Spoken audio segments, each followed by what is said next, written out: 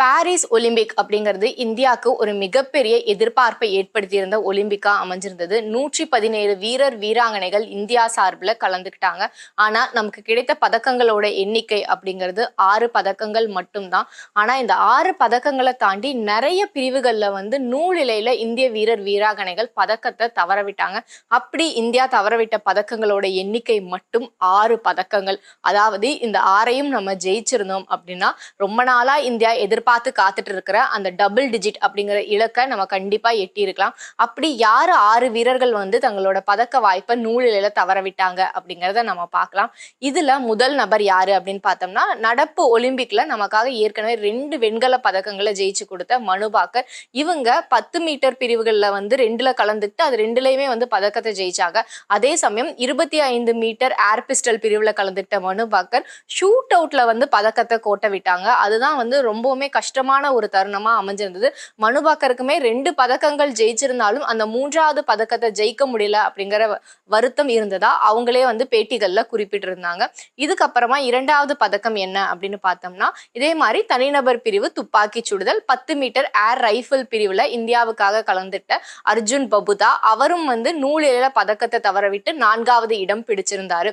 3வது பதக்கம் நம்ம தவறவிட்டதும் துப்பாக்கி சுடுதல்ல தான். இவங்க கலப்பு இரட்டையர் பிரிவுல கலந்துட்ட ஸ்கீட் பிரிவுல கலந்துக்கிட்டாங்க. இந்தியாவோட ஆனந்த் மற்றும் மகேஸ்வரி இணை இவங்களுமே 4வது இடம் தான் அவங்களால பிடிக்க முடிஞ்சது.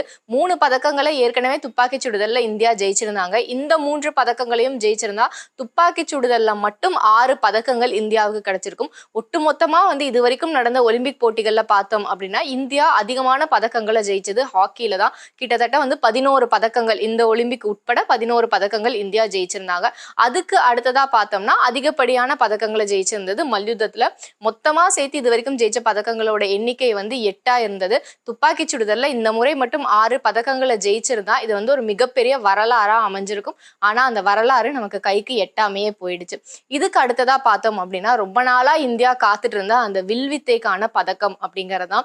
இந்த பதக்கத்தை தனிநபர் பிரிவுல ஆடவர்லயும் சரி மகளிர்லயும் சரி நிறைய பேர்னால நிறைவேற்ற முடியாமையே போயிடுச்சு. அதே சமயம் கலப்பு இரட்டையர் பிரிவுல கலந்துக்கிட்டவங்க இந்த பதக்கத்தை இந்த முறை கண்டிப்பா ஜெயிச்சு தருவாங்க அப்படின்னு எதிர்பார்க்கப்பட்டது. ஆனா அவங்கனாலையும் அந்த கடைசி நிமிடத்துல செய்த சில தவறுகள்னால அந்த பதக்கம் கைகூடாம போய் 4வது இடம் தான் பிடிக்க முடிஞ்சது. இதுக்கு அடுத்ததா மிகப்பெரிய சென்சேஷனை ஏற்படுத்தின பேட்மிண்டன் வீரரான லக்ஷயா சென். இவர் மீதான எதிர்பார்ப்பு ரொம்பவே அதிகமா இருந்தது இந்த ஒலிம்பிக் தொடங்கினப்ப. அதுக்கு ஏத்த மாதிரியே ஒவ்வொரு போட்டியிலையுமே மிகப்பெரிய வீரர்கள் எல்லாரையும் வீழ்த்திட்டே வந்தாரு லக்ஷயா சென். எல்லா போட்டிகள்லயும் தன்னோட பெஸ்ட்டை கொடுத்து பெர்ஃபார்ம் பண்ணாரு. அதனால கண்டிப்பா எப்படியாவது பதக்கத்தை இவர் வசப்படுத்துவாரு அப்படின்னு எதிர்பார்க்கப்பட்டது. ஆனாலும் நம்ம என்ன நினைச்சாலும் அது கை கூடுறது அப்படிங்கிறது கொஞ்சம் கஷ்டமான ஒண்ணுதான் அப்படிங்கிறத நிரூபிக்கும் வகையில இவர் அரையிறுதியில தோல்வியை தழுவினாரு. அதுக்கப்புறம் வெண்கல பதக்கத்துக்கான போட்டியிலையும் தோல்வியை தழுவி 4வது இடம் பிடிச்சிருந்தாரு பேட்மிண்டன் ஆடவர் ஒற்றையர் பிரிவுல. இந்த பதக்கங்கள் எல்லாத்தையும் தாண்டி இன்னொரு முக்கியமான பதக்கம் யாருது அப்படின்னு பார்த்தோம்னா மீராபாய் சானு. கடந்த ஒலிம்பிக் போட்டியில இந்தியாவோட பதக்க பட்டியலை ஓபன் பண்ணி வச்சவங்க பளுதூக்குதல் வீராங்கனையான மீராபாய் சானு. இந்த முறையும் ஸ்நாட்ச் பிரிவுல தன்னோட பெஸ்டான 88 கிலோ எடையை அசால்ட்டா தூக்கி முதல் சுற்று முடிவடையும் போது 3வது இடத்துல இருந்தாங்க. அதனால அவங்களோட ஸ்பெஷலைஸ்டு கேட்டகரி அப்படிங்கிறது கிளீன் அண்ட் ஜர்க் தான். இதுல ரொம்ப ஈஸியா 110 கிலோ எடைக்கு மேல சுலபமா தூக்கக்கூடிய வீராங்கனை தான் மீராபாய் சானு.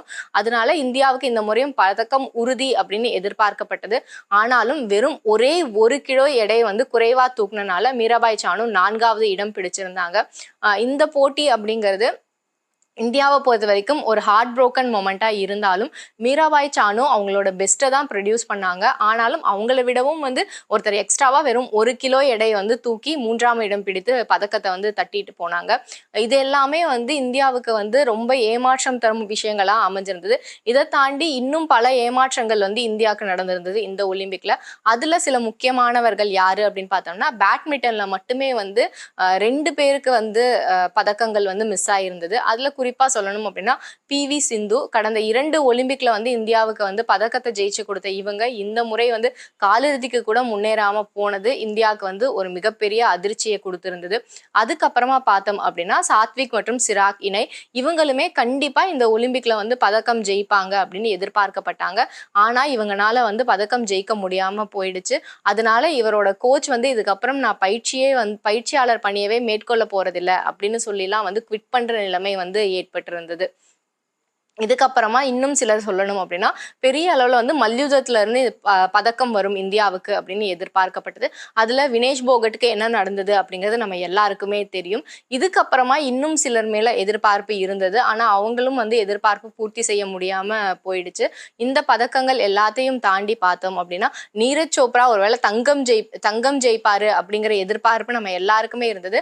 ஆனா அதுவும் வந்து நிறைவேறாம அட்லீஸ்ட் கடைசியில வெள்ளியாவது நமக்கு கிடைச்சிருந்தது. ஒருவேளை இந்தியா இந்த ஒலிம்பிக்ல குறைந்தபட்சம் ஒரு தங்க பதக்கமாவது ஜெயிச்சிருந்தாங்க அப்படின்னா இப்ப இந்தியாவோட ரேங்கிங் அப்படிங்கிறது வந்து 71 இருக்கு. ஒரு தங்கம் ஜெயிச்சிருந்தாங்க அப்படின்னா கிட்டத்தட்ட 20 ரேங்க் வந்து இந்தியா முன்னாடி போயிருக்க முடியும். ஏன்னா இந்தியா ஏற்கனவே 6 பதக்கங்களை கைவசம் வச்சிருக்காங்க.